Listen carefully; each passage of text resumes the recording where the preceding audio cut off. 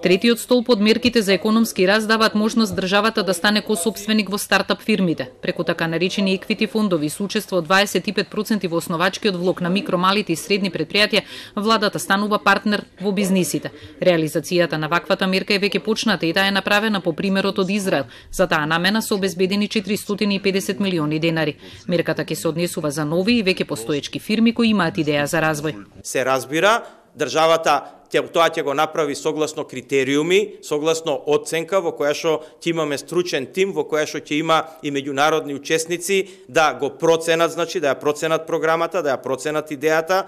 Не мора да бидат иновативни, значи да не, тие треба да бидат профитабилни. Освен оваа мерка, среднорочната програма за периодот 2018-2020 предвидува и 4 други, од кои дел се однесуваат и на така наречените фирми газели.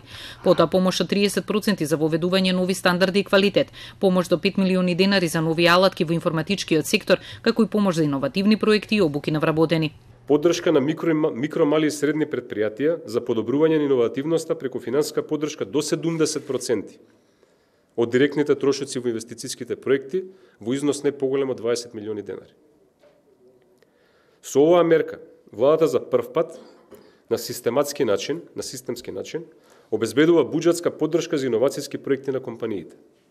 Условите што треба да ги исполнат компаниите што ќе аплицираат се дефинирани за секоја мерка. Првиот повик за финансирање иновативни проекти тежок 185 милиони денари ќе биде објавен во текот на овој месец, а другите два во текот на годината и ќе траат по 45 дена. Вкупната сума планирана за помош на микро, мали и средни предпријатија изнесува 645 милиони денари.